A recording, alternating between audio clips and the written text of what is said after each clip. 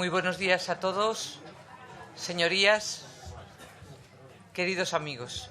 Tiene la palabra el presidente de la Asociación de Diputados y Senadores de las Cortes Generales, el excelentísimo señor don Juan Banjales Nacedo, para dar la bienvenida a todos.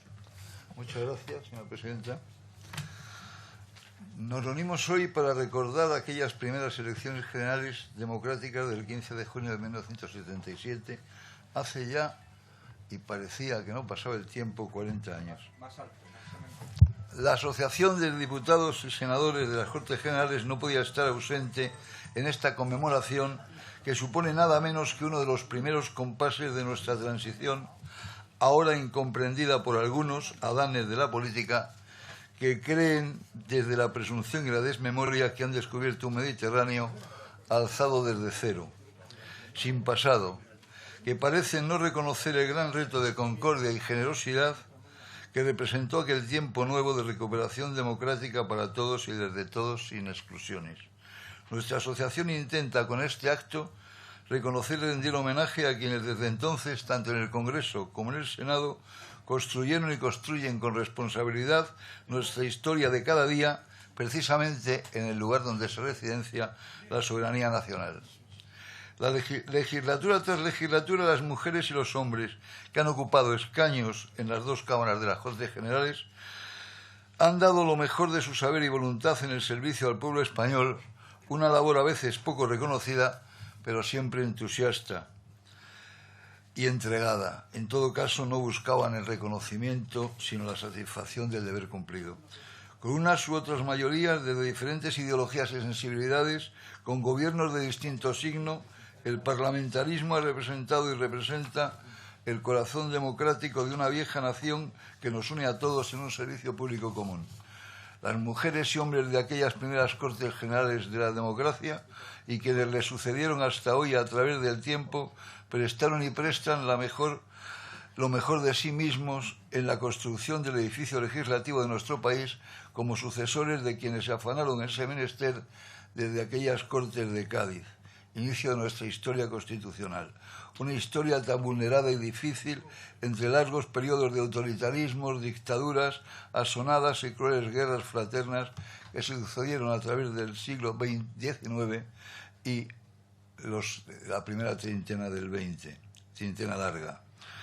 En este sentido, el siglo XIX en España parece que tiene más límites temporales que una centuria. Debo hacer referencia al cambio que se abrió desde aquellas primeras elecciones de hace 40 años que hoy conmemoramos, que dieron paso a la primera Constitución pactada y no otorgada de la atribulada historia del constitucionalismo español, con el impulso de quienes hicieron posible ese cambio desde la concordia, la responsabilidad y la generosidad, y como personificación de todos ellos, debo citar al rey Juan Carlos I, firmante de aquella Constitución que previamente había abierto las primeras Cortes, de hecho constituyentes, nacidas de las elecciones que conmemoramos del 15 de junio de 1977. La Asociación de Diputados y Exsenadores, desde su fundación hace ya una treintena de años, reúne a parlamentarios sin distinción de ideologías, mujeres y hombres de las más variadas procedencias territoriales, que se reúnen para reflexionar sobre la realidad nacional a través de trabajos y actividades diversos al servicio de la sociedad española. En el acto de esta mañana tenemos el honor de contar con la presidencia de la presidenta del Congreso, doña Ana Pastor. También contamos con el presidente del Senado, don Pío García Escudero, el expresidente del Congreso, don Daniel Lavilla, el expresidente del Senado, don Juan José Laborda, y los exvicepresidentes del Gobierno, don Alfonso Guerra y don Rodolfo Martín Villa. Nombres señeros todos en nuestra historia reciente y actual, y algunos de ellos protagonistas de la transición de la dictadura a la democracia a la que me he referido y a la que hay que rendir homenaje sin los revisionismos de quienes muchas veces, por no haberlos vivido, no valoran como sería justo y responsable aquellos tiempos tan difíciles como plagados de enseñanzas. En nombre de la asociación agradezco a todos ellos su aceptación de participar en esta conmemoración que gracias a ellos tiene relieve. Hubiésemos deseado contar con una presencia femenina Entre quienes participan en este acto en concreto, se habló con dos mujeres que tuvieron un papel significado en la transición, pero al final no les fue posible aceptar la invitación por motivos de agenda. Es de justicia citar la adhesión recibida de la Asociación para la Defensa de los Valores de la Transición que preside don Andrés Casinello, tan ligada siempre a nuestros trabajos y afanes. También hemos recibido la adhesión personal de don Miguel Roca, que tenía en su agenda acudir a este acto para acompañarnos, pero al final ha tenido que viajar fuera de España. Conducirá la que podríamos llamar, sin serlo del todo, mesa redonda, el secretario general de nuestra asociación y alma de su fundación, don Fernando Sanz Alonso. Muchas gracias, señora presidenta. Muchas gracias.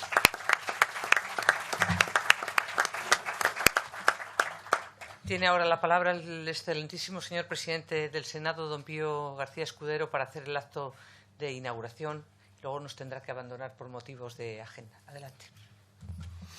Muchas gracias, presidenta del Congreso, miembros de la mesa.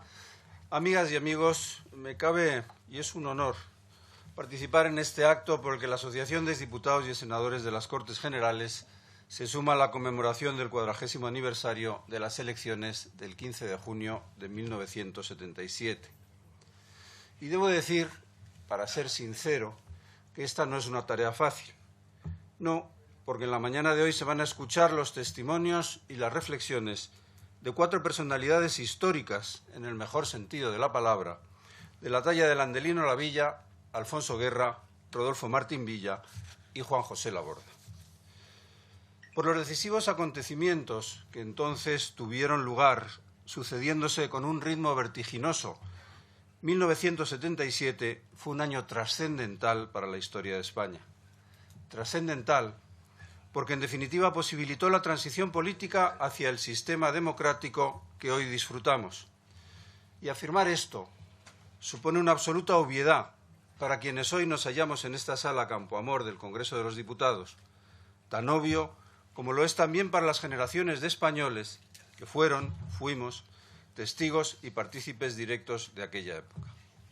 Sin embargo, ya no lo es tanto para los millones de españoles nacidos desde entonces. Para todos aquellos que sí han oído o leído muchas cosas sobre la transición, que de un modo más o menos aproximado comprenden su dimensión histórica, pero que al haber vivido siempre al abrigo de un régimen de libertades y garantías democráticas, al carecer de una experiencia directa de lo que supone la ausencia de democracia, no pueden ser tan conscientes del inmenso valor de aquello que hace ahora 4 décadas logramos poner en marcha los españoles de aquel entonces. Pienso, por eso, que todas las conmemoraciones que este año estamos haciendo de los diversos acontecimientos del 77 cobran valor y sentido al entenderlas no como un simple ejercicio de memoria o de nostalgia, sino como un mirar brevemente atrás para recordar de dónde venimos, para entender cómo hemos llegado hasta donde estamos ahora y, sobre todo, para orientarnos por el buen camino que hemos de seguir recorriendo para conquistar el futuro y no dar pasos hacia atrás. Aprender de la historia, algo tan sensato en teoría como difícil de hacer en la práctica. Y, en esencia, creo que fue ese el hilo conductor de la transición, ser capaces, por fin, de aprender de nuestros errores del pasado para no volver a caer en ellos y relegarlos así definitivamente a los libros de historia. Lo que perseguíamos en 1977 y lo que empezamos a lograr entonces fue darle solución al mal llamado problema de España, demostrando al mundo y a nosotros mismos que no éramos ninguna singularidad pintoresca, que todo aquello por lo que habíamos empezado a luchar en Cádiz era posible. No queríamos inventar la pólvora, ni llevar a cabo ningún designio histórico. Simplemente queríamos dotarnos de las instituciones y de las reglas de juego democráticas existentes en el mundo occidental y queríamos ocupar el lugar que creíamos que en justicia nos correspondía. En definitiva, deseábamos de una vez por todas sentar en nuestro país unas bases sólidas para la estabilidad y el despliegue de la democracia parlamentaria, liberal y social. No era una tarea ni mucho menos fácil, pero lo que nos dio ánimo e inteligencia para crear un espacio político de consenso entre fuerzas antaño irreconciliables fue la voluntad común de superar definitivamente el estigma guerra civilista. Comprendimos que se nos abría la gran oportunidad de acabar con el fantasma de nuestra supuesta ingobernabilidad democrática y de enterrar para siempre la esquizofrenia política de las dos Españas. Y del mismo modo, supimos también entender que la creación de un marco estable de convivencia pasaba necesariamente por asumir con normalidad e incorporar a nuestra organización política la realidad incontestable de la diversidad cultural y lingüística de España. De las elecciones del 15 de junio de 1977 resultaron las Cortes Generales que apenas año y medio después aprobaron la Constitución, que hoy sigue siendo marco y garantía de nuestros derechos y libertades y base de nuestro sistema democrático.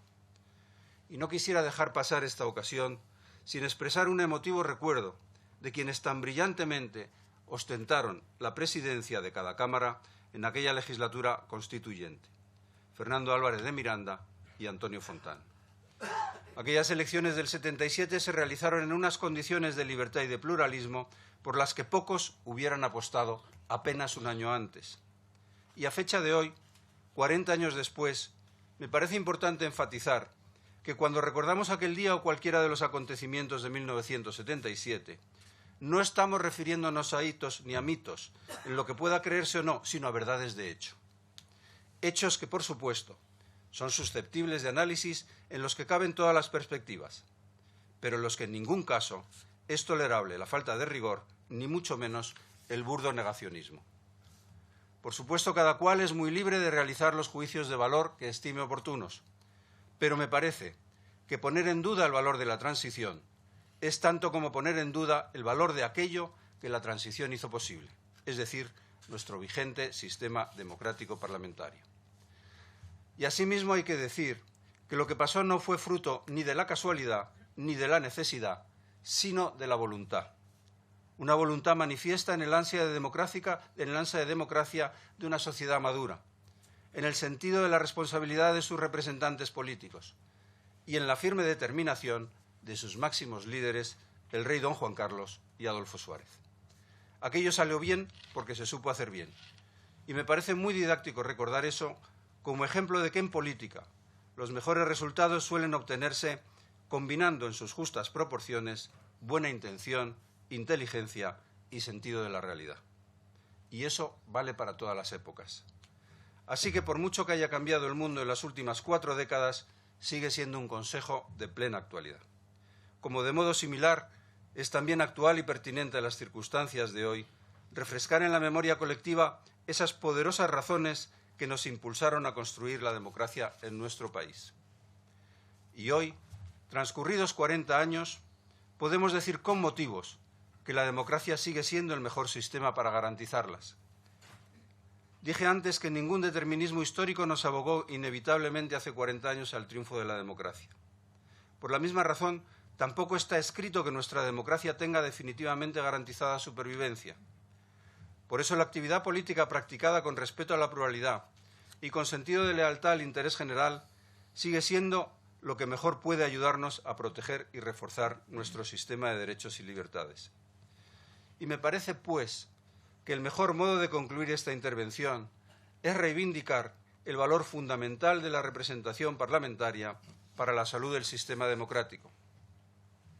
No estaríamos hoy aquí si no fuera porque los diputados y senadores elegidos aquel 15 de junio de 1977 supieron cumplir acertadamente con su obligación, como también lo hicieron la gran mayoría de los que vinieron después. Por tanto, me gustaría aprovechar esta conmemoración para renovar públicamente el homenaje y el agradecimiento que se merecen y decirles que su compromiso nos sirve como referencia y como recordatorio de nuestros deberes a los parlamentarios que hoy estamos en activo. Muchas gracias.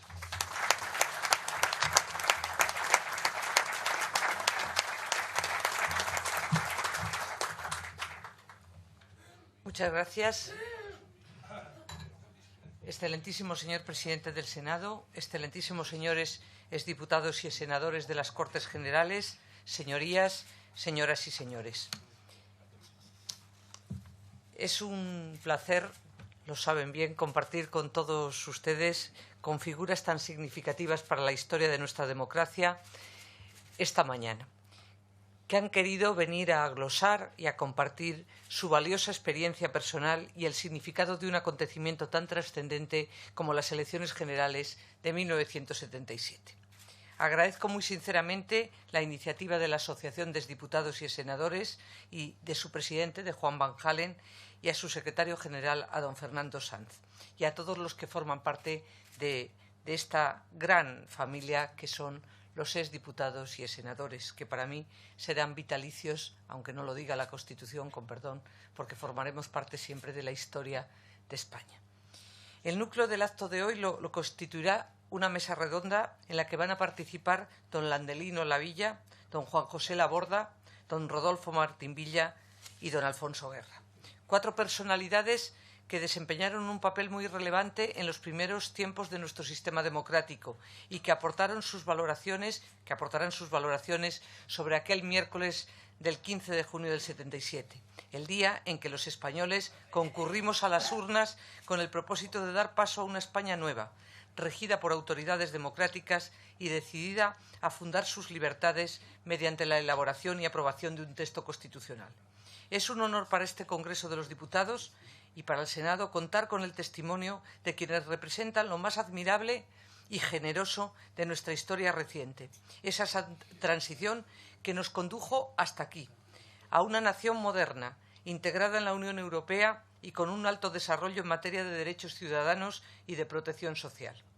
Dejo, pues, la palabra a don Fernando Sanz ya, que va a actuar como moderador de esta mesa redonda a la que vamos a estar todos muy atentos, y yo tendré la oportunidad de dirigirme a todos ustedes al terminar la mesa redonda. Muchísimas gracias.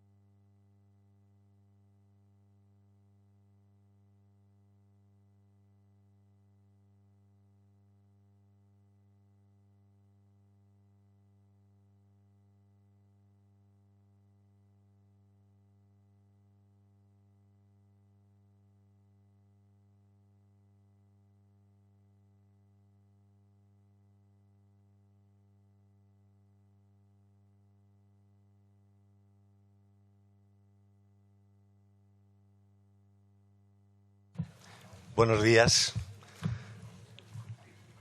Antes de empezar esta llamada mesa redonda, vamos a proyectar un CD de 5 minutos que contiene retazos de toda aquella historia hasta el 15 de junio y que nos retrotrae precisamente a esa etapa maravillosa que fue la transición. Así que cuando quieran lo pueden proyectar.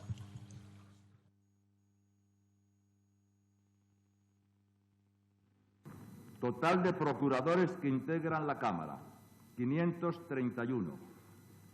Número de procuradores que constituyen la mayoría absoluta, 267.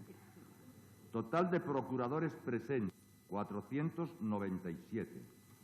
Quórum de los 2/3 de los presentes, 330.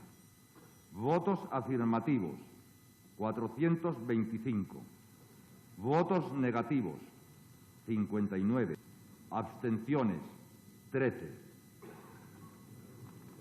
El proyecto de ley ha sido aprobado. Se levanta la sesión.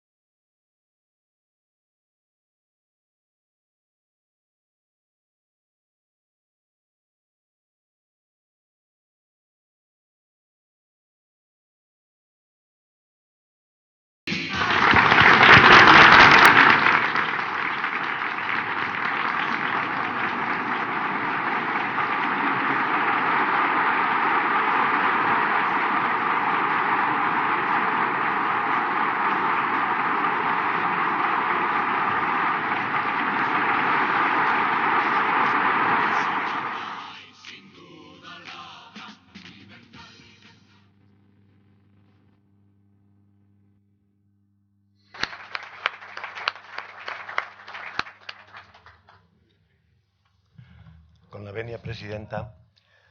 Bueno, es un momento histórico y a la vez emotivo en lo personal. Uno era más joven y lleno de fuerza para intentar cambiar el futuro del país. No ni siquiera voy a utilizar la palabra moderar, porque yo creo que con las 4 personalidades que tenemos aquí no hace falta moderar. Simplemente voy a ser un dador de palabra y en este caso voy a conceder la palabra como primera vez a don Juan José Laborda, que fue presidente del Senado. Tienes la palabra, Juanjo.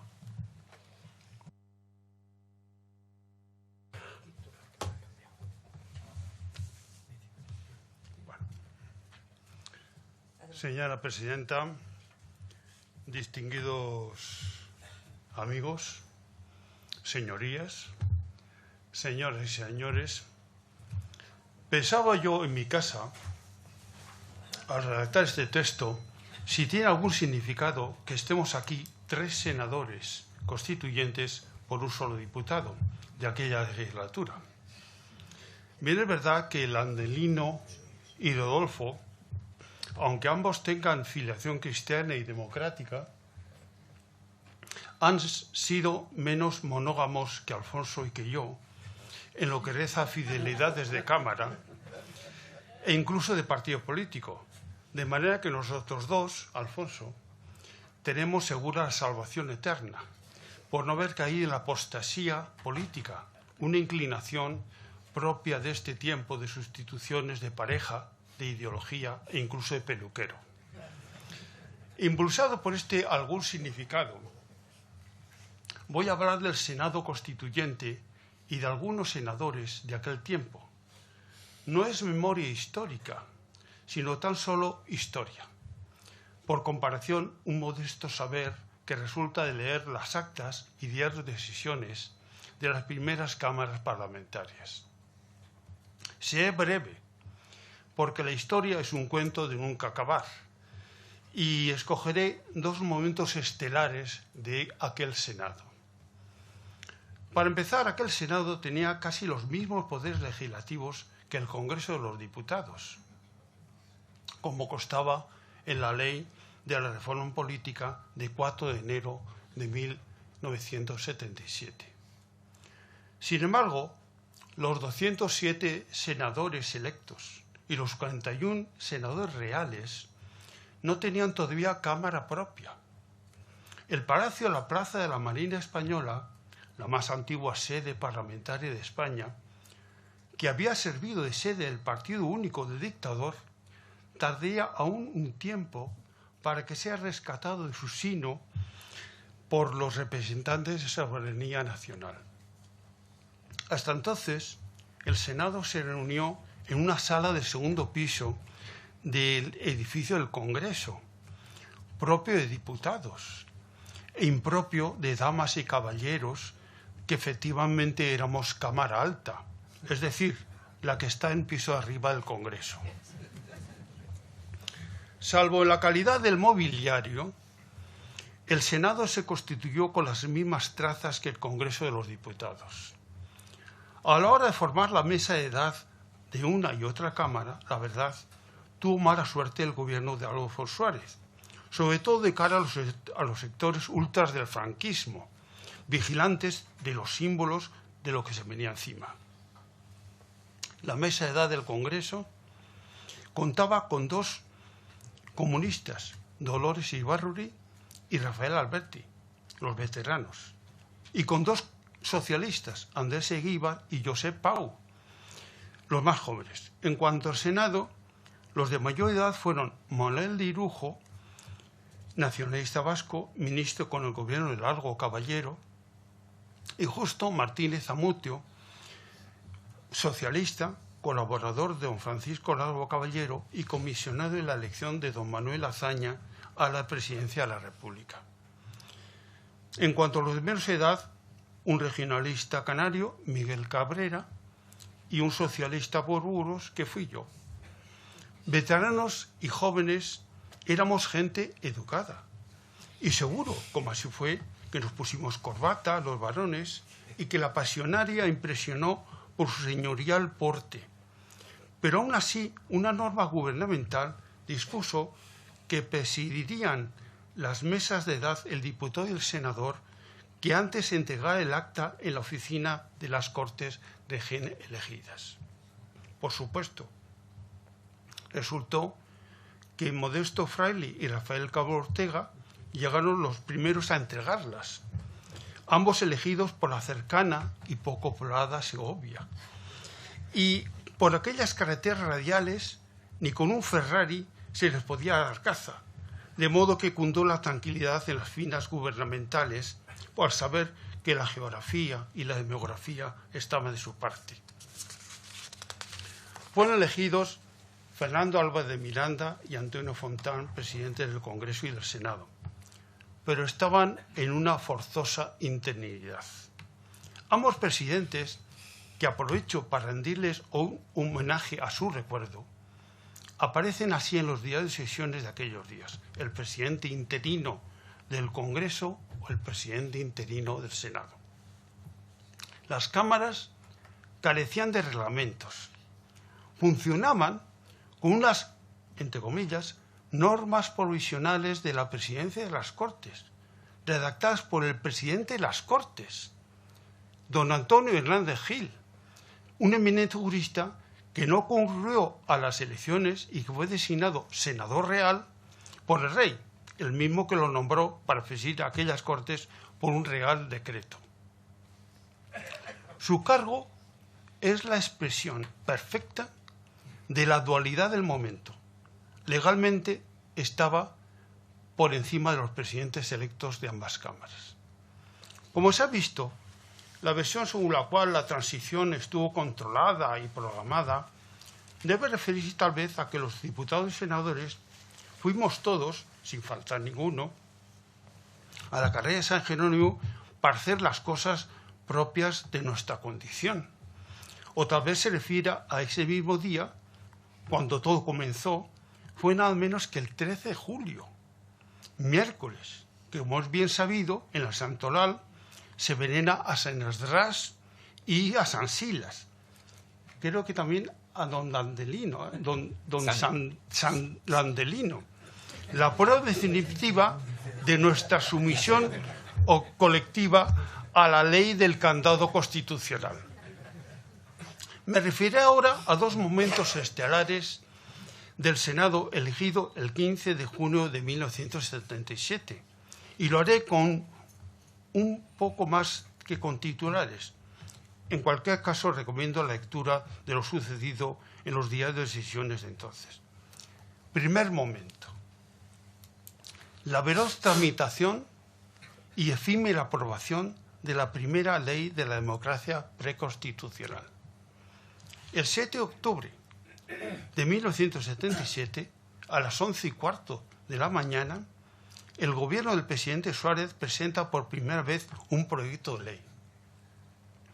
El proyecto de ley se llama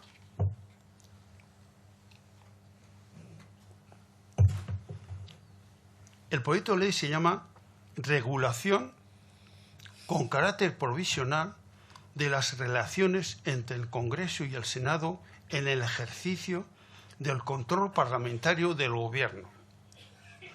Cuando el 19 de octubre el Senado apruebe definitivamente el proyecto, este se acabará de calificar como regulación con carácter provisional de la moción de censura y de la cuestión de confianza.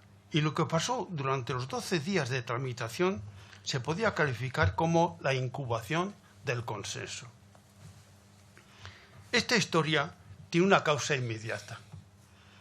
En septiembre, durante una manifestación en Santander, el diputado socialista Jaime Blanco fue maltratado por la policía. El grupo parlamentario socialista pide debatir lo ocurrido en el Congreso. Y no solo eso, propone además la reprobación del ministro del Interior, que si no me equivoco está aquí sentado en esta mesa. Pide además la reprobación del ministro del Interior y el cese del gobernador civil de la provincia cántabra.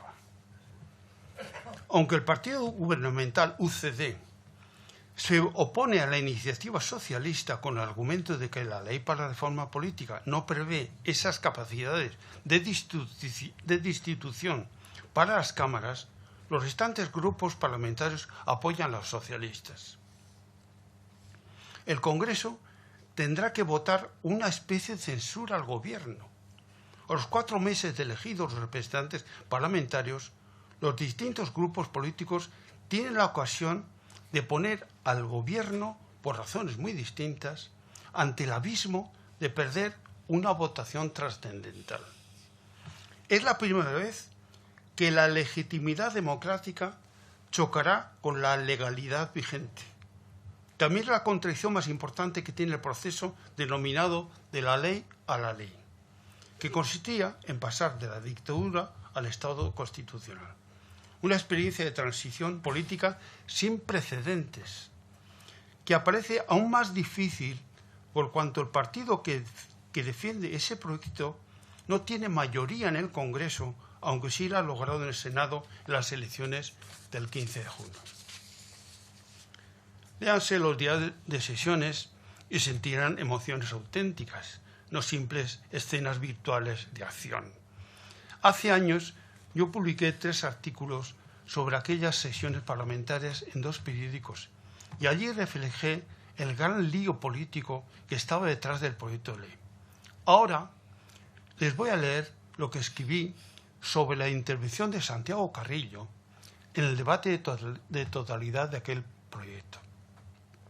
A continuación, Santiago Carrillo tomó la palabra. Justificó la abstención de los comunistas, dirigiéndose a Felipe González en medio de grandes carcajadas, prometió no hablar del gobierno de concentración, el otro extremo de la propuesta de mayoría natural de Fraga, que consistía en que el PC ofrecía ministros comunistas para superar la debilidad gubernamental. En un momento de su discurso, el líder comunista dejó caer que por la mañana del siguiente día vería en la Moncloa al presidente Suárez para, entre comillas, tratar de principios mínimos comunes. Nadie comentó después esa confidencia de Carrillo, sus citas a alto nivel. Ahora sabemos, por los investigadores, que el 8 de octubre de 1967 se inició el proceso que conduciría a los pactos de la Moncloa del 25 de octubre de 1977. En aquella época estaba muy presente el compromiso histórico, el acercamiento de los comunistas italianos al gobierno demócrata cristiano italiano. La democracia es pacto, y los socialistas éramos conscientes que la democracia no espera a los dogmáticos. Personalmente puedo situar un prolongado debate en el grupo parlamentario acerca de las condiciones que el PSOE pondría para entrar en esos pactos, que no se limitasen a pactos económicos, sino que comprendiesen compromisos políticos y un acuerdo sólido para elaborar una constitución avanzada. Plácido Fernández Viagas, senador por Sevilla y primer presidente de la preautonomía andaluza, creó un grupo de parlamentarios que elaboraron las propuestas sobre la justicia que negociamos con el gobierno y los pactos de la Moncloa. Y en aquel grupo estuve yo, más que nada, aprendiendo. Adolfo Suárez aceptó aquellas condiciones y por eso entró en el juego democrático hasta el final. El Senado aprobó el proyecto 12 días después. El PSOE ahora lo votó favorablemente. El senador socialista por Murcia, Antonio López Pina, puso su sólida formación alemana y dialéctica para criticar el proyecto y a la vez anunciar que los senadores socialistas lo iban a votar favorablemente. No quedó claro por qué, pero todo el mundo sabía que se negociaba entonces la Moncloa. Pero López Pina no pudo usar ese argumento. Debieron ser las contradicciones dialécticas de la disciplina que el amigo López Pina sufrió filosóficamente aquella tarde en el Senado. Entonces se había producido el consenso, la aportación más original que España ha dado al mundo desde que las Cortes de Cádiz popularizaron en todas las lenguas la palabra liberal. Segundo momento estelar, el debate de los derechos históricos en el Senado. Sé más telegráfico aún. Me refiero al debate sobre los derechos históricos, en concreto, el gran debate político y social que ocasionó la redacción y aprobación de la disposición adicional primera de la Constitución, que establece: la Constitución ampara y respeta los derechos históricos de los territorios forales. Ese fue el momento estelar del Senado durante el debate constitucional. En realidad, la controversia sobre los derechos históricos se había producido ante el debate en el Congreso, cuando el PNV propuso una enmienda según la cual los territorios forales pactaban con el monarca su integración en el Estado. El Senado fue entonces el centro de un enorme remolino político, mediático y social. Además, ETA y sus secuaces ideológicos redoblaban sus acciones criminales cada vez que el proceso democrático daba un gran paso. Aunque la tensión se produjo con el PNV por su pretensión de que los fueros vasco-navarros quedasen por encima de la Constitución, durante el debate de la Constitución en el Senado se discutieron enmiendas que pedían directamente restablecer el derecho de autodeterminación sin tener en cuenta a los venerables derechos históricos. No creo que sea falta de humildad, y según Oswald Wilde, la humildad es la virtud de los que no tienen otra. No creo que sea falta de humildad decir aquí que me siento bien cuando releo mi intervención parlamentaria, y lo acabo de hacer para esta ocasión, contraria al derecho de autodeterminación, que defendieron senadores como Juan María Vandrés y Luis María Xirinacs, en concreto al artículo 38 de la Constitución. Y es que además me salió un discurso provocativamente socialdemócrata. Pero lo que yo quería poner de relieve esta mañana, para terminar, es la suerte que tenemos por contar con estas tres personas, estos tres admirados amigos que están en la mesa conmigo 4 décadas después de aquel debate sobre la Constitución y los derechos históricos. Rodolfo Martín Villa, Landelino Lavilla y Alfonso Guerra estuvieron en medio de aquel debate. La disposición adicional primera fue resultado de su capacidad para el acuerdo. Tendría que mencionar muchos nombres más, pero la buena selección me lleva a recordar al senador y vicepresidente del Gobierno, Fernando Abril Martorell, quien desde la tribuna de oradores del antiguo Salón de Sesiones del Senado defendió la constitucionalidad de los derechos históricos y al tiempo la vocación inclusiva de la Constitución del Consenso. Y ahora unos pocos nombres más de quienes ya no están entre nosotros.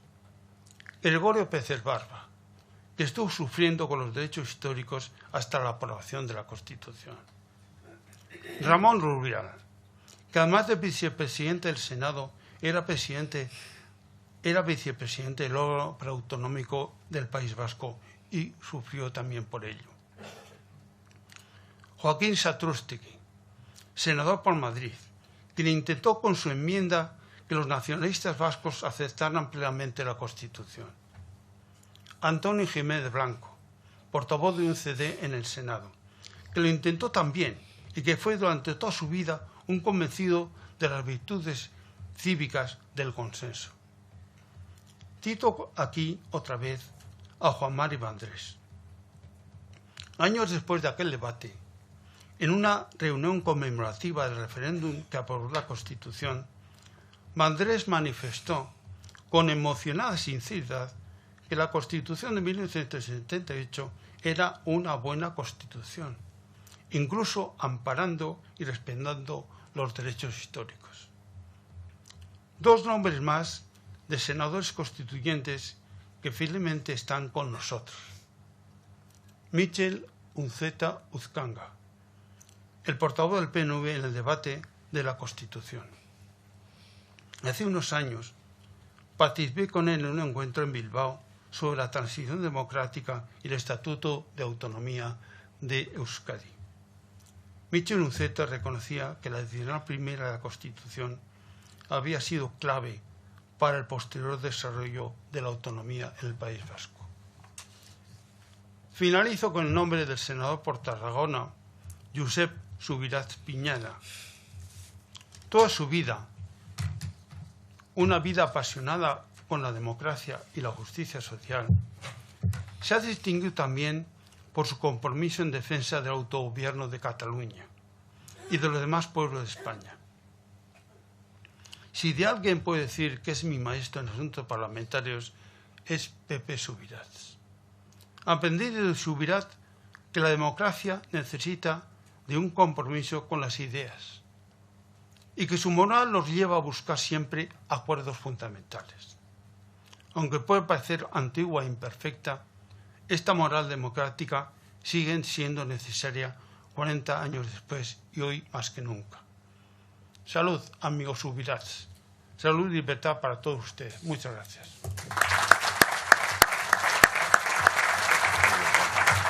Gracias.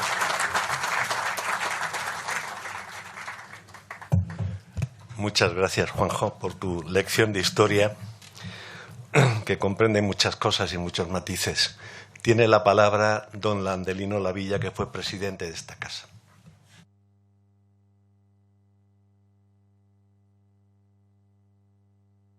Queridos compañeros, amigos todos, los que están en la mesa y los que estáis componiendo este distinguido auditorio para celebrar, yo fui convocado para la conmemoración del 40 aniversario de las primeras elecciones, pero la proyección subsiguiente son los 40 primeros años de democracia, es la derivación subsiguiente. Yo, sin embargo, lo sabe muy bien don Alfonso, porque hemos compartido tantas conversaciones. Yo no me voy a referir ya a experiencias de ese tipo, sino que voy a cumplir el papel que se me asignó. A mí se me pidió que interviniera en este acto para explicar cómo habíamos llegado a la celebración el día 15 de junio del 77, que era San Landelino, era el de 15 de junio, no otro día, el día 15 de junio del 77, a celebrar las primeras elecciones. Todo lo demás viene después. Recuerdo que con mi querido amigo de Alfonso Guerra, con el que tuve en aquellos momentos, y luego después una relación muy intensa y de la que guardo un muy grato recuerdo en toda la presidencia, como lo guarda él también, porque nos lo decimos, de toda la época de la presidencia. Es decir, cómo tratamos todos estos temas. Y yo le decía con frecuencia, es que a vosotros os gusta hablar desde el 15 de junio porque es cuando ya estuvisteis en los escaños. Pero para que aquel 15 de junio fuera posible, para que aquellas elecciones se celebraran y para que vosotros entrarais allí en el hemiciclo, hombre, hubo un año antes en el que hubo que preparar una serie de cosas. Eso era cosa vuestra. Me suele decir, don Alfonso Guerra me solía decir, esa era cosa de todos. Lo que pasa que nos tocó por los repartos de papeles. En aquellos momentos nos tocó a nosotros pilotar, conducir, gestionar todo aquello, y afortunadamente lo gestionamos entre nosotros, con la gente que nos acompañaba y con las que nos fue progresivamente incorporando, incluidos los de la totalidad de los partidos que luego estuvieron en las elecciones del 15 de junio de 1977. Yo, repito, he sido invitado a hablar sobre los términos en los que se concibió y articuló la conducción del proceso político español durante la fase que culminó con las elecciones el 15 de junio de 1977. Naturalmente, la referencia es fundamentalmente la ley para la reforma política, la legalización de los partidos, todo eso que ya sé y que yo no voy a repetir porque ya lo he explicado muchas veces, ¿verdad? Pero ese acotamiento temporal, que corresponde fundamentalmente al primer año del gobierno Suárez, es decir, de junio del 76, de julio del 76 a junio del 77, un poco menos de un año, ese es el año sobre el que yo voy a poner el foco, porque creo que es lo que me corresponde. Yo ya no voy a hablar de lo que fue, una vez constituidas las Cortes, lo que fue el consenso y todas las fases estas. Y ese acotamiento temporal para mí resulta especialmente atractivo, por cuanto supone, por mi parte, un reconocimiento de la labor que se realizó en aquel periodo, que con cierta frecuencia, no sé si de modo deliberado, de modo irreflexivo, muchas veces parece ser objeto, se extiende sobre él como una cierta nebulosa, algo así como la que suele envolver las representaciones imaginarias de una prehistoria no bien conocida, ni a la postre de importancia definitiva para comprender la historia naturalmente de nuestra democracia. Y yo, sin embargo, pongo el foco porque afirmo que no se comprende todo el proceso sin entender qué es lo que se realizó aquel año y cómo aquel año se preparó, y estuvo en germen todo lo que fue luego el desarrollo del proceso democrático, porque el 15 de junio, celebradas las elecciones, lo tengo escrito por aquí, pero ya lo digo ahora, porque si no, luego se me olvida. Yo ya dije, no es que hayamos hecho, al llegar a las elecciones del 15 de junio, cambios en el sistema o en el régimen, es que ya hemos cambiado de sistema. Es decir, con una selección, un parlamento elegido por sufragio universal inorgánico, la doble cámara y la iniciación del proceso constituyente, con todas estas cosas, evidentemente el cambio ya estamos, la realidad ya era democrática. La realidad ya era democrática a partir de ese momento. Por eso yo doy esa importancia que he señalado a esto. Y es conocida mi pretensión reivindicativa frente a olvidos o silencios injustos de personas, hechos y fechas que han de figurar entre los fastos de nuestra democracia, cualesquiera que sean los criterios de la selección. Y yo no voy a hacer un repaso de ello. Hubo un camino que recorrer antes de las elecciones, difícil y pedregoso, para que las elecciones fueran posibles. Era de larga distancia si comparamos el punto de partida y el punto de llegada, pero en realidad fue de corta duración según la valoración de las magnitudes temporales de referencia. Me refiero al camino que finalmente condujo al logro de un nuevo orden constitucional. Este es el que terminó con la Constitución de 1978.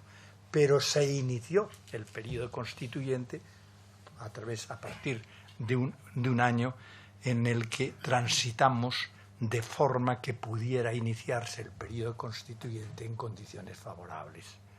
A finales de la primavera del 76, 1976, la esterilidad, estaba el primer gobierno de la monarquía, la esterilidad del camino que eligieron entonces para hacer los cambios era evidente para todos.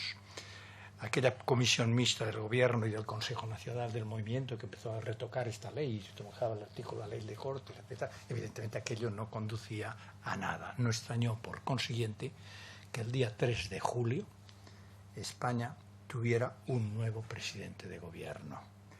Por más que una sorpresa generalizada en aquel entonces dominara las iniciales reacciones al saber que ese nuevo presidente era Adolfo Suárez.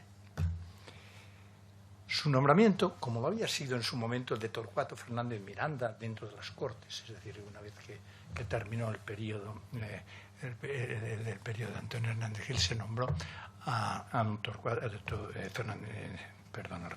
Torcuato Fernández Miranda fue sustituido por Antonio Hernández Gil porque, evidentemente, Antonio Hernández Gil era la persona por la que optamos para recibir a los nuevos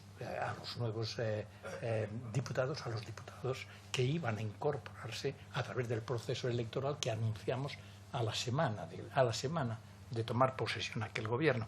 Fíjense ustedes, el gobierno tomó posesión el día 8 de julio, el 8 de julio, me parece que es. El 13 de julio ya tuvimos la primera reunión en Cortes para terminar la modificación del Código Penal que acompañaba la ley de asociaciones políticas y que el gobierno de Carlos Arias había retirado porque no había conseguido el acuerdo. Y el ministro de Justicia, que era quien les habla, es decir, a la semana, menos de una semana después de tomar posesión, compareció ante aquellas Cortes para sacar la modificación del Código Penal relativa a la ilicitud penal de las asociaciones políticas. Y en ese momento, el tema de la legalización del Partido Comunista es un tema que estaba sobre la mesa.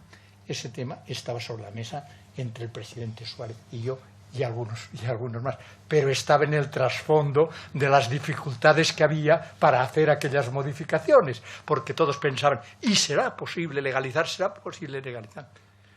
Yo siempre expliqué no solo que era posible, sino que era necesario.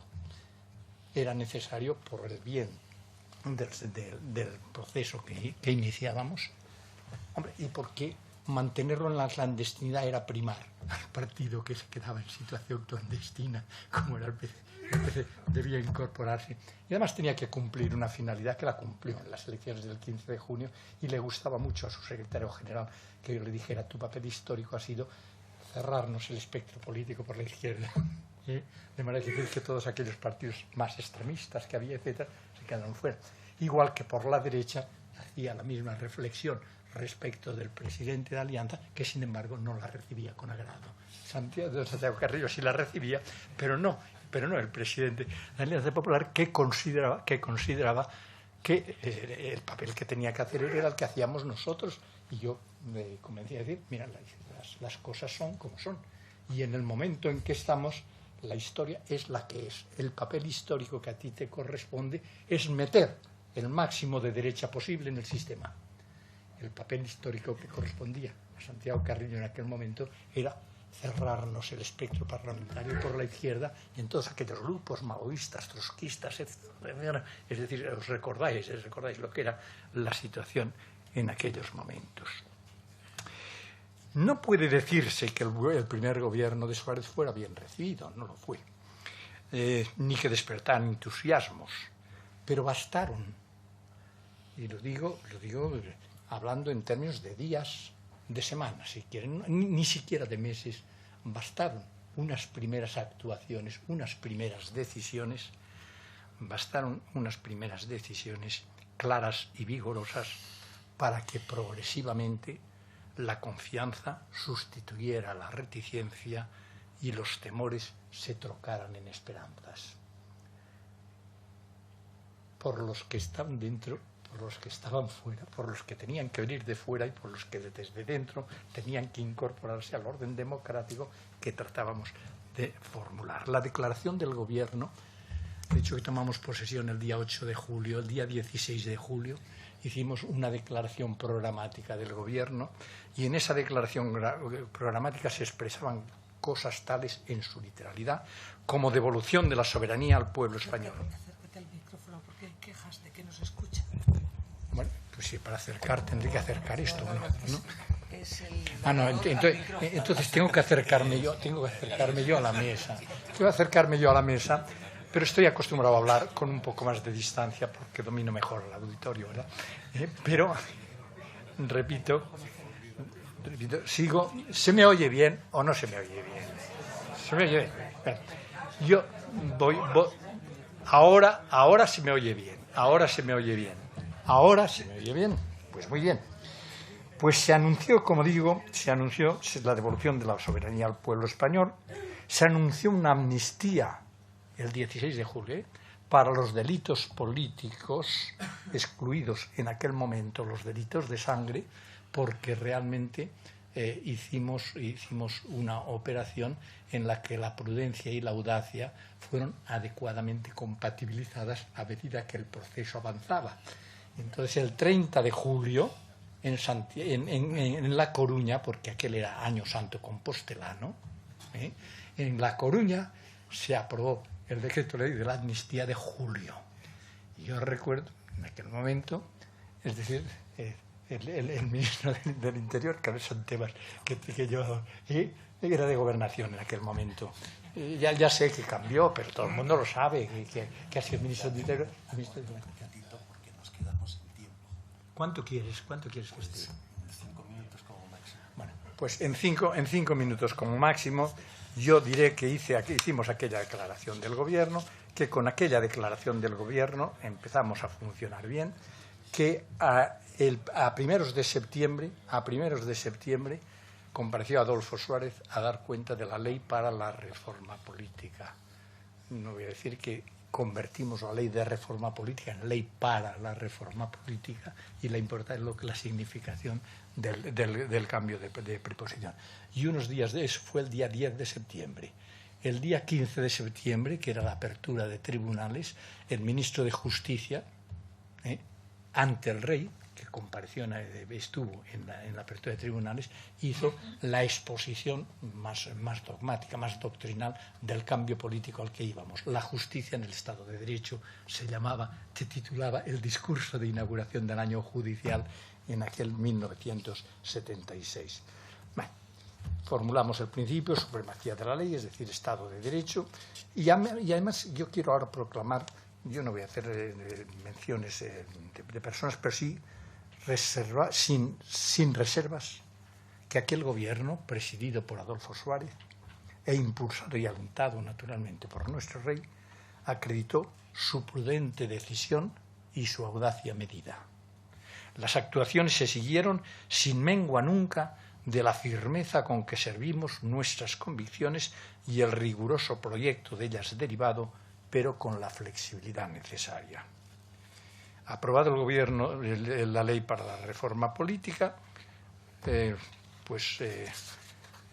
las Cortes el día 18 de noviembre, el día 15 de diciembre fue el referéndum sobre la ley para la reforma política, que, como se ha dicho, lleva fecha de 4 de enero y publicada en el Boletín Oficial del 5 de enero, el mismo Boletín Oficial en el cual se publicaban decretos leyes como el de la supresión del Tribunal de Orden Público, de la supresión de la jurisdicción militar en materia de terrorismo, en fin, la serie de medidas de acompañamiento que íbamos haciendo respecto del proceso político, unas de ellas derivadas de los pactos de la Moncloa y no en aquel momento, después, de acompañamiento de todo el proceso constituyente. El proceso constituyente fue objeto desde el Ministerio de Justicia y desde el Ministerio del Interior, en sus competencias, de una serie de medidas de acompañamiento que permitieran, en el momento que la Constitución estuviera aprobada, pues ponerla en funcionamiento. Y para ponerla en funcionamiento, pues el presidente Suárez me pidió que dejara el Ministerio de Justicia y que fuera a la presidencia del Congreso de los Diputados. Y entonces, efectivamente, hubo un determinado momento en que las interpretaciones constitucionales, a veces me lo han reprochado, dice, es que aquí hubo un momento en que aquí toda la significación constitucional era la Constitución y lo que decía el presidente del Congreso. Es que no había nadie más. A mí me interpelaban desde el Pleno. Señor presidente, ¿cómo es esto? ¿Cómo es esto? Y el presidente improvisaba soluciones que, por la bondad de los parlamentarios, eran normalmente acatadas y aceptadas. Es decir, porque yo me precio de haber hecho una presidencia muy institucional, y yo creo que fue reconocido, pero la pude hacer porque tuve una Cámara muy vinculada a los conceptos y a las ideas aquellas y muy conectada con la presidencia, de manera que lo fue, pero fue labor de todos los miembros de las cámaras. Si no se me oye, ¿qué más? Así. Yo realmente, ¿qué quiere que le diga? Voy a terminar porque no me da tiempo. Yo no quiero dejar de señalar pues que hicimos las normas electorales con arreglo a las cuales se celebraron, han sido muy criticadas, pero yo he aceptado todas las críticas. Yo fui el que presentó las normas electorales con sus modificaciones y tengo que decir que para cualquiera que objetivamente ha analizado las normas electorales, y aun cuando el régimen electoral posterior no las ha modificado apenas, lo podía haber hecho, pero siempre hay una valoración muy positiva de aquellas como normas electorales para unas primeras elecciones, que operamos sobre datos existentes. Decían la provincia, si es que no podíamos, pensaban la posibilidad de que hiciéramos un mapa electoral en unos meses, no lo podíamos hacer. La provincia era una realidad muy consolidada en aquellos momentos y la utilizamos como distrito, y utilizamos la organización judicial porque hubo un alto grado de judicialización de las garantías. Y tengo que decir que para lo que era la tradición de las electorales española no ha habido impugnaciones de ninguna de las elecciones que se han celebrado de acuerdo todavía con aquellas leyes, con las modificaciones, no muchas, que se hicieron el año 1985. A lo mejor yo hubiera hecho más, pero aquello estaba bien. Bueno, la Constitución del 78, voy a leer las 4 últimas líneas para que no me... Es que me mira en unos términos que me hacen sentir incómodo, ¿eh? Y la Constitución de 1978, leo las últimas líneas, fue el resultado, una seria aportación a la concordia política y la paz social. Afirmación que se sustenta, esto está escrito, en la valoración misma del proceso constituyente, en el análisis de la Constitución como texto y como norma, y en su perceptible entrañamiento en la conciencia del pueblo español. He dicho.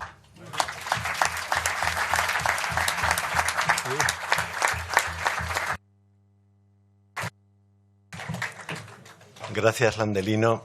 Paradojas de la vida. Que te tenga yo que cortar a ti, era un expresidente del Congreso, pero el tiempo es el tiempo. Tiene la palabra don Rodolfo Martín Villa.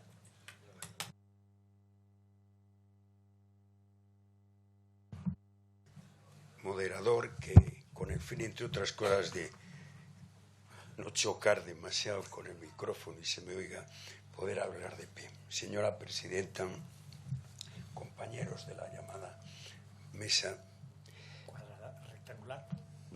Por eso, de la llamada. Yo creo que a mí podría tocarme hacer la crónica o el relato de lo que fue en el Ministerio de la Gobernación el 15 de junio de 1977. Ministerio de la Gobernación, en el que cuando termina este proceso yo hago la propuesta de cambiarle al Ministerio de Interior, que no sé si fue mucho acierto, porque en todo caso la liturgia político-administrativa padeció ya hacia abajo. Los horarios del Ministerio de la Gobernación en aquel tiempo tenían muy poco que ver con los horarios administrativos en una situación convulsa con la amenaza terrorista día a día. Yo siempre cuento, digo en la intimidad, pero lo hablamos en este. Yo tengo 150 y tantos muertos en mis meses de ministro del Interior, prácticamente un muerto por semana.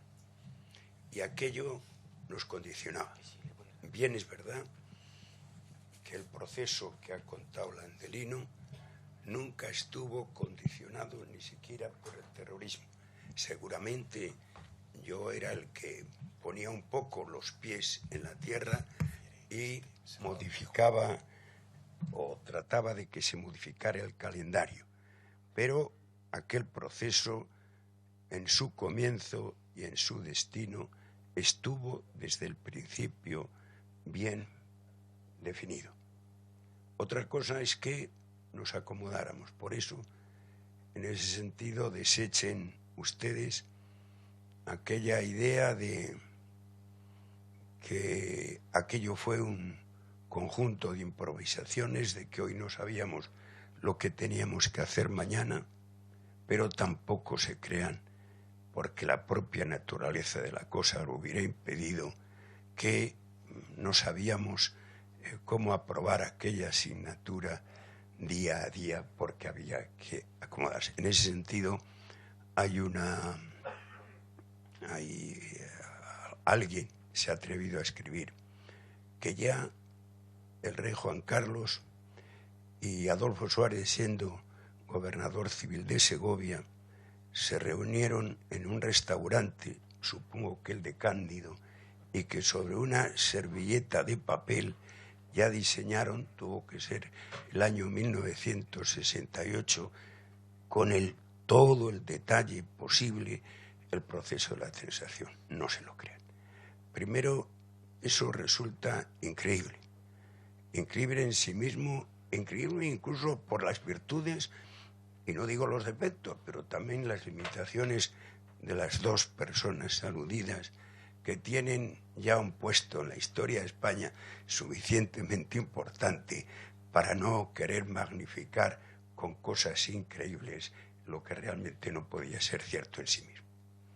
Bueno, aquel día no fue un día en el Ministerio de la Gobernación en que, como los habituales, nos acostáramos muy tarde, algunas veces abrigados por las mantas de la Guardia Civil que prestaba la custodia del edificio. No, el día de la represión fue un día muy normal, y lo único que tuvimos que madrugar para llegar pronto por si todo el aparillaje electoral estaba dispuesto. Hoy ya es una cosa de ordinaria administración, y lo fue progresivamente todo esto, pero aunque el Ministerio contaba con el precedente del referéndum para la reforma política, pues la constitución de las mesas, las urnas, la verdad es que el tema tuvo que ser distinto. Había 2 urnas, había papeletas de distinto color, el invento de las cabinas, que por cierto se utilizaron de verdad muy pocas, pero no hubo cabinas en la ley de la reforma política y lo hubo allí. Y sobre todo, 2 manías, si se me apura. Una, de que el día fuera día tranquilo, lo fue. La verdad es que fue un día impresionante, fue meteorológicamente también un día muy bueno y un día muy tranquilo.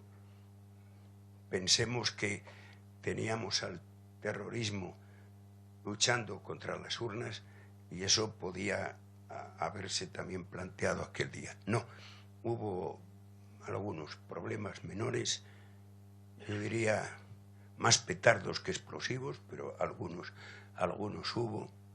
El día circuló con toda normalidad, las mesas se constituyeron, no hubo más fallos que los que habitualmente han sucedido en ediciones posteriores, pues unas papeletas que no llegan, el presidente que dice que hay que ampliar más allá de las 8 de la tarde la votación porque no ha empezado a las 10, sino a las 9, sino que ha empezado a las 12, pero nada más. Y la verdad es que en el Ministerio de Gobernación hicimos el ridículo aquella noche. Y lo hicimos a la hora de comunicar. Cuando ya se sabía por la vía partidaria, que tampoco los partidos de entonces pues tenían mucha capacidad organizativa, cuál era el resultado electoral, el subsecretario del Ministerio de la Gobernación, Eduardo Navarro, a las 6 de la mañana, lo más que se atrevía a decir era el 18% de los resultados electorales. En algún acto parecido que quizá Alfonso Guerra recordará, y además celebrado en esta casa, vamos, en esta institución, pero en la casa de enfrente, yo lo expliqué.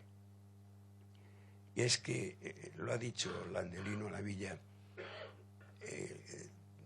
todo el proceso electoral y en concreto la norma, el decreto ley hecho a su iniciativa de marzo de aquel año, tenía una preocupación jurídica de fondo.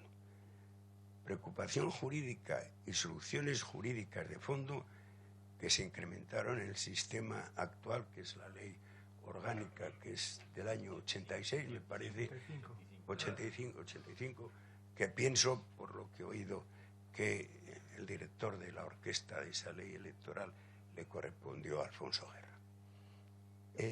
La preocupación de que no fuera discutible ni discutido el resultado llevaba a que, con la lógica desconfianza de los partidos políticos, sobre todo los de la izquierda, los que venían, digamos, del antifranquismo, hizo que ni siquiera el Ministerio pudiera ese día tener el llamado delegado gubernativo, que era al que la mesa le entrega el resultado y va al centro de operaciones. Y yo recuerdo, se lo ha recordado Alfonso Guerra, que en Sevilla, en concreto, el presidente de la Junta, que sería, supongo, el presidente de la Audiencia Provincial, pues, hombre, ya cansado, cerró la mesa pues a las 3 o las 4 de la mañana y, por lo tanto, no tuvimos resultados. Yo mismo no me atreví a dar los resultados y aunque puedo tener la suficiente formación matemática, no mucha, pero sí para explicar aquellos resultados, los expliqué de forma muy torpe, en virtud del viejo principio que a veces es mejor ser mudo que tartamudo. Y yo tenía que tartamudear para explicar aquello incluso al mediodía. Por otro lado, ese pecado se lo atribuyo al exceso de, si se puede hablar, exceso de respeto a lo judicial.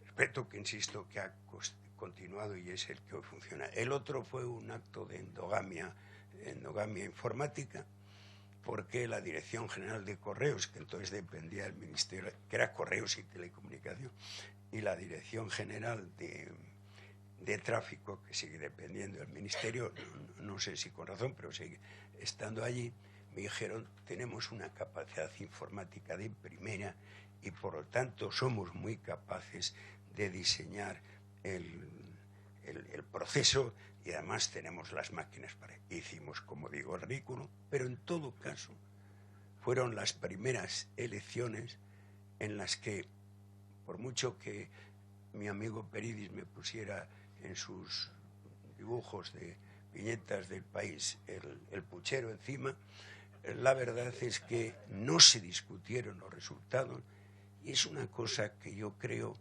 que tenemos que apuntarnos los españoles, todos, y digamos, desde entonces, de que no se han discutido nunca los resultados, que no se han discutido ni siquiera cuando eso ha llevado a un cambio de signo político. Lo nuestro en aquel entonces fue el cambio del signo político de un gobierno no democrático, que era el primero que presidió Adolfo Suárez, a un gobierno democrático después, pero yo estuve también en el cambio de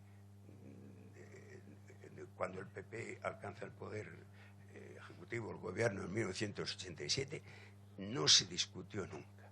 Es decir, y los cambios han sido pacíficos e indiscutibles. Tenemos un sistema electoral desde entonces, insisto, mejorado y además la línea general por la llamada LOREG, impecable. Así fue aquella noche. Así fue aquella noche. Con ello se culminaba un proceso en que realmente el protagonismo, algún protagonismo tuvimos los gobernantes de entonces. A mí, la verdad, con los años transcurridos, por un lado, siento la ilusión de las caras conocidas, algunas que he visto ahora y que más han desaparecido entonces de la política, el recuerdo de los que han desaparecido del todo, pero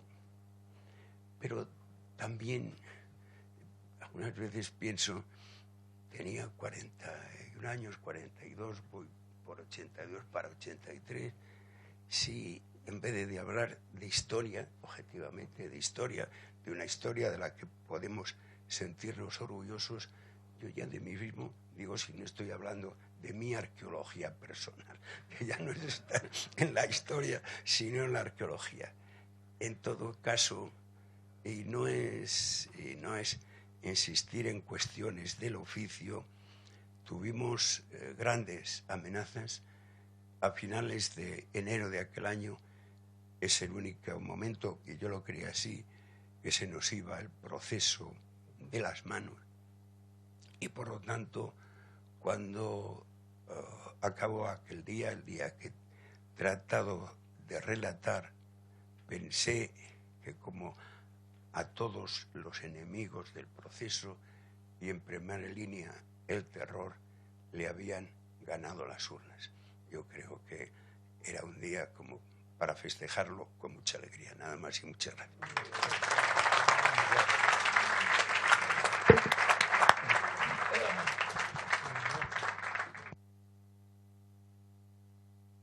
Gracias, Rodolfo, también por esa historia y por esa intrahistoria personal. Tiene la palabra don Alfonso Guerra.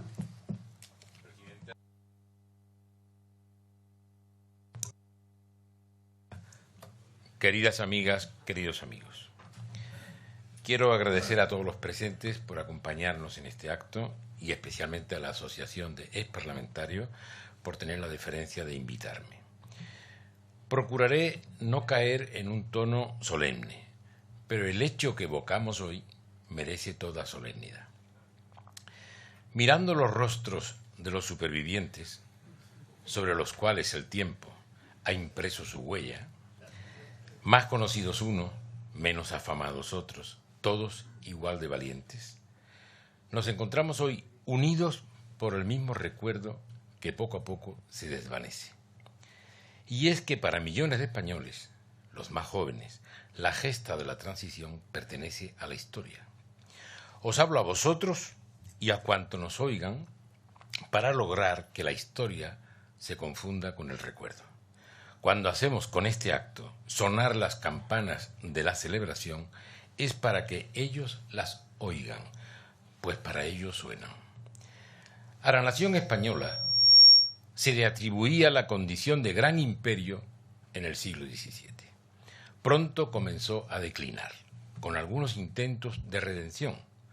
La Constitución de Cádiz, el esfuerzo de los regeneracionistas, la institución libre de enseñanza, hasta alcanzar, con la pérdida de las últimas colonias en 1898, el despertar de una nación que se vio a sí misma pobre, atrasada, aislada, cargada de problemas e injusticias. Unos partidos dinásticos, en connivencia con el monarca del tiempo, envilecieron los primeros atisbos de la democracia y propiciaron una conciencia general de la necesidad de cambiar el régimen caduco. Una llamarada de esperanza incendió el corazón de los españoles con la proclamación de la Segunda República. No había de durar. Un golpe militar, una cruel guerra civil y una larga dictadura condenó al pueblo y a la nación a reafirmarse como un país en el que la intolerancia, la incomprensión, la negativa a reconocer toda realidad que no aceptase la obediencia del poder autócrata dominaba la vida pública y aún la privada. A la muerte del dictador, una incógnita inquietante se cernía sobre nuestro país. ¿Cómo salir de 2 siglos de enfrentamientos? ¿Cómo superar la división provocada por casi medio siglo de secuestro de la libertad? Existe una hora en la que el destino vacila en la encrucijada. Esa fue la hora encarnada en aquel 15 de junio de 1977 que hoy celebramos. Fue un tiempo de incertidumbre, fue un tiempo de libertad, fue un tiempo de consenso. Un grupo de hombres y mujeres, representando a unas organizaciones que se habían enfrentado con escasos medios y posibilidades a la dictadura, se cita con los responsables de un gobierno no democrático, pero que se manifiesta proclive a la recuperación de la democracia. Y acuerdan, los que vienen de la lucha contra la dictadura y los que procedían de la dictadura, acuerdan la celebración de unas elecciones libres, el reconocimiento de todos, sin exclusiones, para la contienda electoral y el compromiso de respeto a lo que las urnas dicten. De aquel 15 de junio, y dados los resultados, se deriva la cesura, el corte con el pasado inmediato, la proclamación de Cortes Constituyentes. Se encontró el justo término para resolver la difícil encrucijada. El tránsito lo hacemos mediante un proceso reformista, pero con una ruptura con la realidad anterior. Fue la transición que asombra al mundo más que a los españoles, víctimas de los recelos que producen 40 años de dictadura. Consultado el pueblo, una abrumadora mayoría selló con su voto el paso de un régimen a otro. Los efectos de aquellas decisiones están ante los ojos de todos. El más largo período de democracia y libertad de nuestra historia y una profunda transformación de la realidad atrasada que se quería dejar atrás. Una democracia que ha sabido resistir los embates del terrorismo, las asonadas nostálgicas del pasado y los intentos secesionistas. Se cumplen 40 años de la celebración de las primeras elecciones libres, tras más de 42, sin que los españoles pudiesen ejercer el derecho democrático a elegir a sus representantes. Fue aquel un momento fulgurante en la transformación de una sociedad asfixiada por un régimen autoritario con una población libre y con ansia de soberanía, la travesía de la dictadura a la democracia, la transición política de España. La transición a la democracia comienza antes del 15 de junio, antes de que los españoles vivieran la recuperación democrática, acudiendo libremente a las urnas de votación en junio del 77. La sociedad española había ido incubando el germen de cambio durante al menos la última década de la dictadura, con la liberación gradual de las costumbres cotidianas que significaban una provocación a los dictados del régimen, con el interés por los sistemas políticos de vida democrática que disfrutaban los países del entorno, con sentimientos y emociones próximos a los que sentían los ciudadanos de la democracia europea, con las ansias de liberación personal, política, laboral, cultural y económica, y con un gran número de protestas, huelgas y manifestaciones. El pueblo español estaba preparado para el cambio cuando un grupo de hombres y mujeres, desde el propio seno del régimen, entiende que la continuidad del sistema es inviable e insoportable, y coinciden con un conjunto de fuerzas políticas ilegales que llevaba años clamando y trabajando por la recuperación de la democracia. Se puede, por tanto, describir el proceso de transición democrática como una combinación de presión desde abajo y liberación desde arriba. No es posible comprender el bienadado desenlace de la transición sin considerar el impulso principal del conjunto de la sociedad, de los trabajadores, de los estudiantes, de los comprometidos clandestinamente con la libertad, de la mayoría de los ciudadanos, como muestra la alta conflictividad laboral de la época y la intensa movilización social. Pero tampoco se puede aceptar una interpretación que ignore el relevante papel que tuvieron algunas personalidades: Adolfo Suárez, Felipe González, Santiago Carrillo, el cardenal Tarancón, Fernando Abril Martorell y, con una carga simbólica excepcional, el nuevo rey Juan Carlos. Sin un precedente en nuestra historia, conservadores y progresistas renuncian a la exigencia absoluta de sus proyectos, ceden parte de sus propuestas para abundar en el interés común de todos. Ese espíritu de acuerdo culmina con la elaboración de la Constitución de 1978, que se apoya sobre el pilar del consenso. La transición democrática, lo he dicho ya, fue un tiempo de incertidumbre, fue un periodo difícil, no la evolución natural de la historia. Fue un tiempo de avances y retrocesos, con crisis económica constante, con víctimas de la violencia política, con riesgos y acechanzas, pero fue también un tiempo de libertad y sobre todo un tiempo de consenso. Nadie podía quedar totalmente satisfechos en sus reivindicaciones, pero nadie quedaba fuera del juego democrático, pues las reglas de convivencia garantizaban a todos la libertad, la igualdad y el respeto a las posiciones diferentes. Reinstaurar una democracia sin exigencias penales ni políticas del pasado dejaba pendiente el análisis, el proceso político del régimen de la dictadura. De alguna manera, limitaba la libertad de recordar todo lo que había representado la larga noche de la dictadura para los vencidos. Era el sacrificio de la voluntad para garantizar la vida democrática normalizada de los nietos de la generación que alcanzaba el acuerdo, de los que hay muchos representantes en esta sala. El objetivo se centraba en que los nietos no sufrían nunca más la tragedia que sepultó a los españoles en una tumba de violencia y venganza.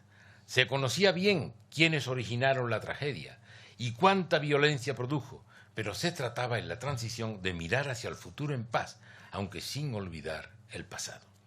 El dilema que se presentó al final del régimen autoritario era elegir la temporalidad de los hechos. Si se procedía a un proceso político al franquismo, la llegada de la democracia se vería retrasada unos años. Si se optaba por la inmediatez del advenimiento democrático, el proceso al pasado había de retrasarse unos años. Es justamente lo que ha sucedido.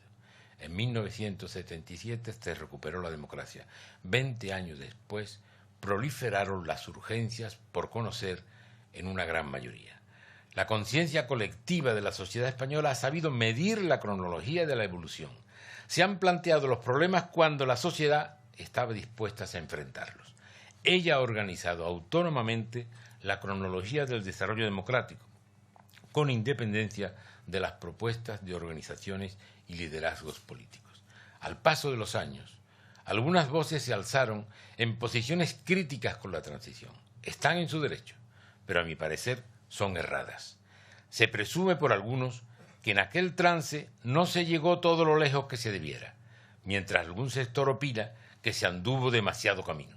Ante tales críticas es frecuente argumentar por los unos y por los otros que la relación de fuerzas en el momento no permitía acrecentar o aminorar los cambios producidos. Es decir, que si hubiesen podido, habrían llegado más lejos o más cerca en la transformación de un sistema autoritario a otro democrático.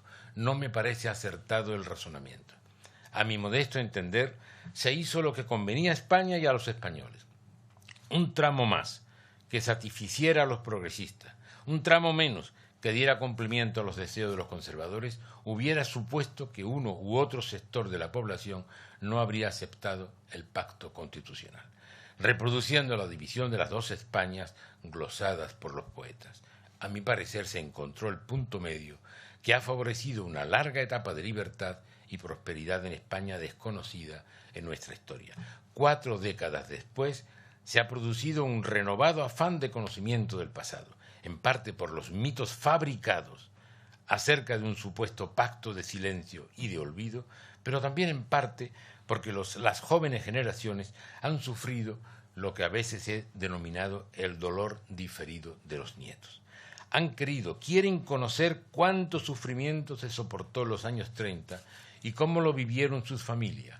Expresan su deseo de ver definitivamente cicatrizadas las heridas producidas por la violencia de los años 30. Aún hay españoles que ansían encontrar los restos de sus familiares entre los campos, las cunetas y las tapias de los cementerios. Es necesario un esfuerzo de comprensión y sobre todo de conversión de la guerra en historia. Es preciso que pueda estudiarse, analizarse con la naturalidad con la que observamos otras etapas de la historia de nuestro país. Hoy sabemos que existen graves problemas. El principal problema de nuestro tiempo estriba en conciliar la justicia social y la libertad.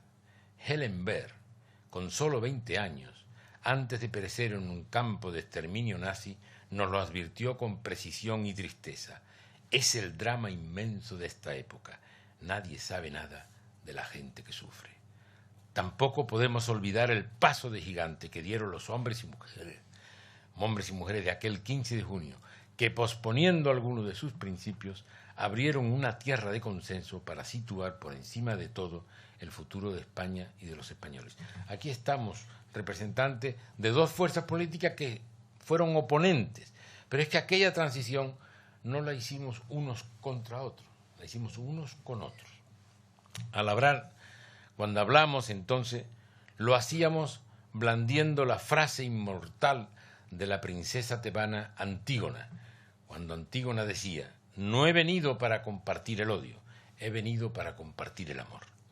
Aunque todas las cosas están condenadas a la decadencia, ojalá podáis decir de nosotros, como decía Pericles, que construimos la ciudad, la polis más dichosa.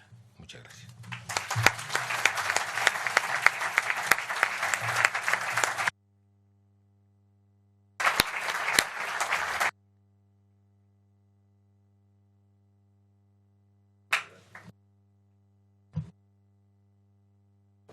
Gracias, Alfonso, por tu exposición, que nos ha retrotraído.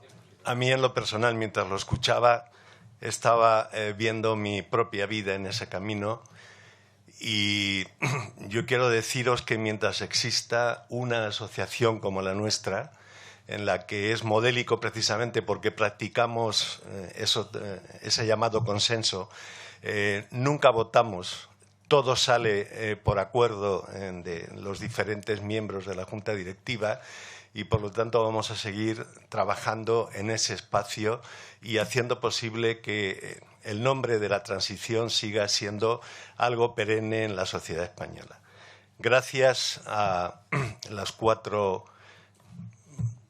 grandes protagonistas de la historia de esa transición, gracias a la presidenta del Congreso y al Congreso en general por haber apoyado este acto, y muchas gracias a vosotros por vuestra asistencia.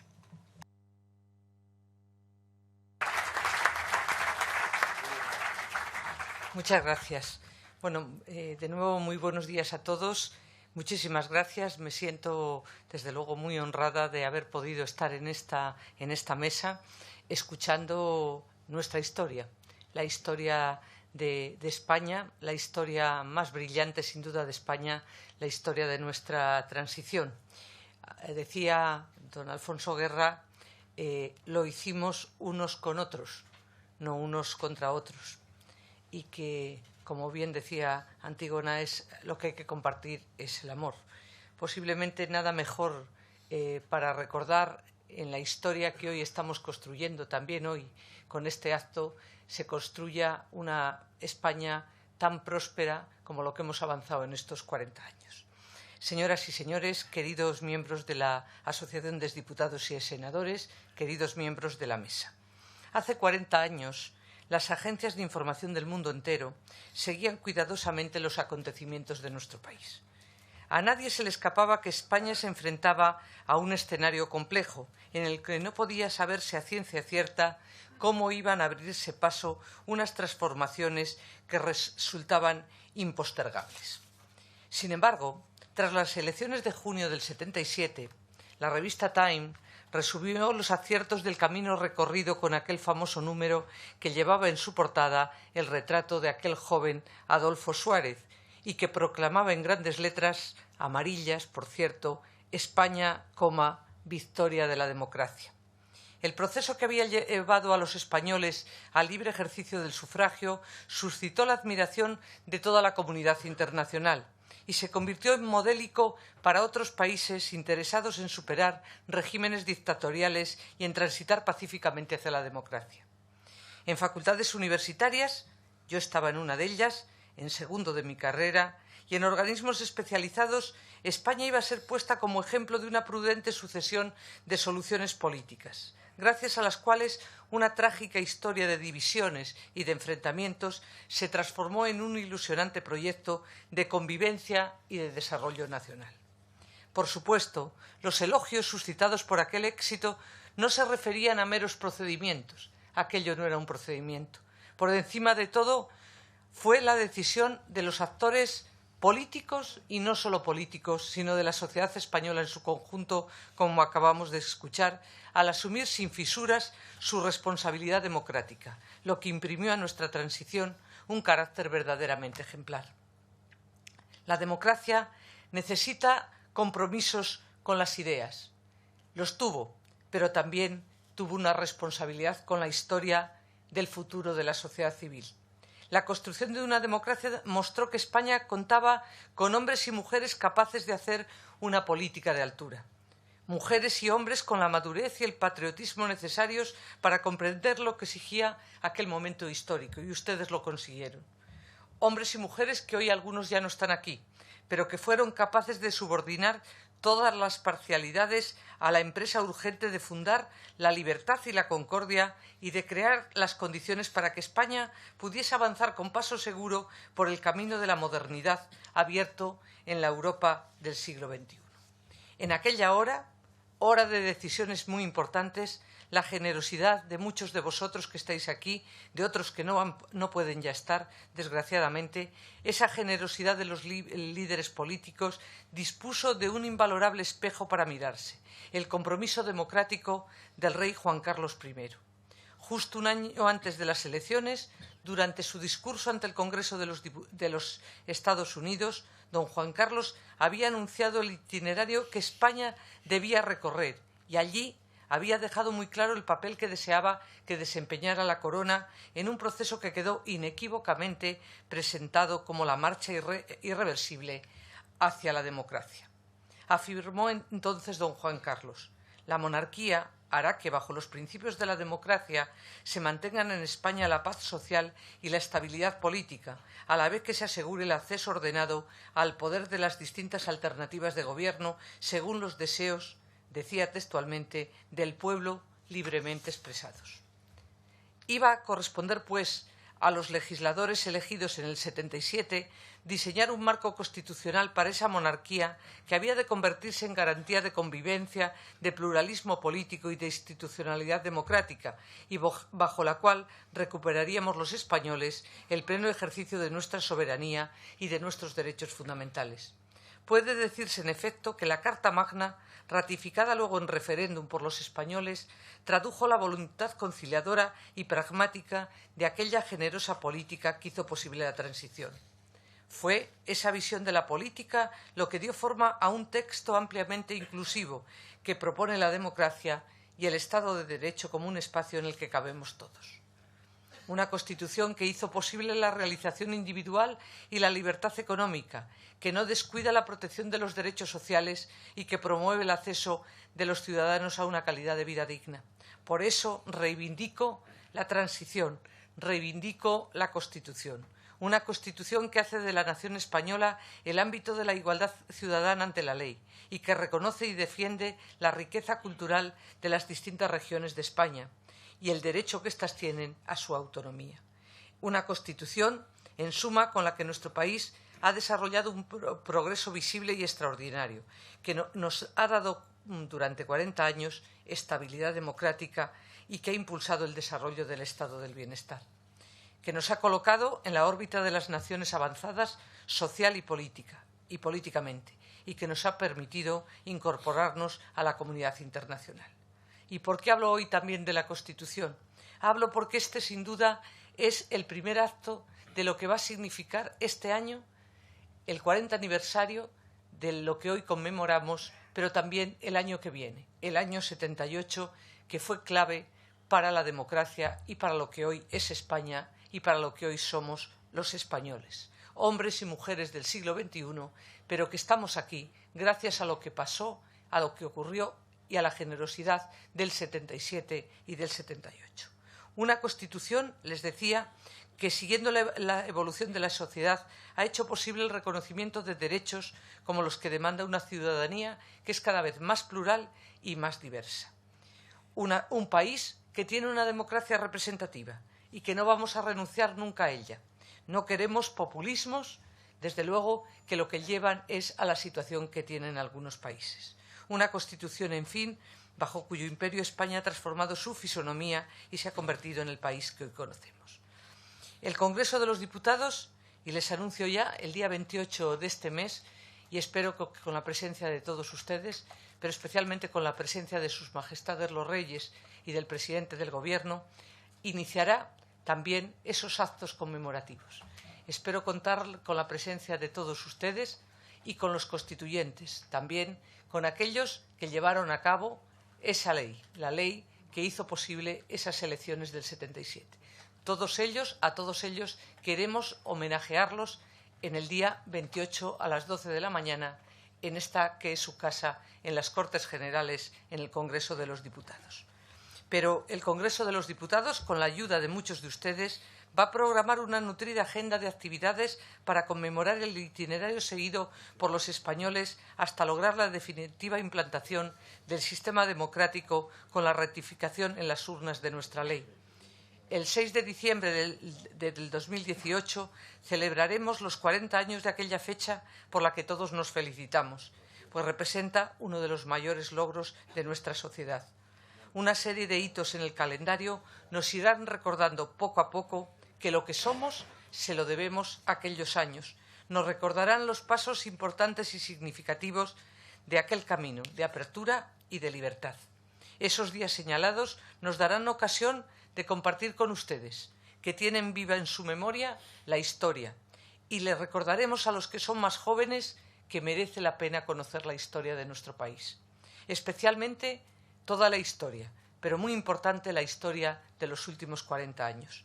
Esos días señalados nos darán ocasión de reflexionar sobre la importancia y el valor de lo que hemos conseguido, en encuentros a los que quisiéramos incorporar el más amplio espectro de voces provenientes de todos los ámbitos de las instituciones y la sociedad civil, con el testimonio de quienes vivisteis aquel tiempo, con la curiosidad de quienes desean conocerlo y estudiarlo, con el mensaje que nos invita a mantener viva y despierta nuestra conciencia democrática que, por cierto, teníamos ya muchos jóvenes entonces que éramos muy jóvenes. El Congreso de los Diputados quiere dar al 40 aniversario la relevancia y el alcance que se merece. No podía ser de otro modo. España y el mundo han hecho grandes cambios en los últimos 40 años. Y ahora, los que hemos tomado el relevo, tenemos muchos desafíos. Desafíos muy desconcertantes en muchos casos. Los desafíos a los que yo me enfrento cada día que presido esta casa, cada día que presido el Congreso de los Diputados. Los españoles podremos salir airosos de cualquier reto, porque ustedes lo hicieron. Ustedes salieron más que airosos de aquel presente que hoy tenemos todavía vivo. Porque los valores y los principios que hicieron posible la transición son los que tienen que seguir vivos. Valores que representan las máximas de oro de la mejor política que conozco. La disposición al diálogo, la búsqueda del entendimiento, el sentido constructivo de la historia y del mundo que se transmite a las generaciones futuras. Ojalá que quienes tenemos hoy la responsabilidad de tomar las decisiones en nombre y por el bien de los ciudadanos sepamos reproducir vuestro ejemplo, el de los que estáis en la mesa y de todos los que hicisteis posibles aquello que fue para mí, en cierta manera, un milagro. Y era acrecer el patrimonio de libertad y de concordia, acrecer ese patrimonio que nos habéis legado. Gracias por vuestra herencia y, sobre todo, por vuestro ejemplo. Ha sido un placer y una valiosísima lección el que hoy iniciemos este cumpleaños que va a durar, este 40 cumpleaños que va a durar más de un año. Muchísimas gracias, señorías.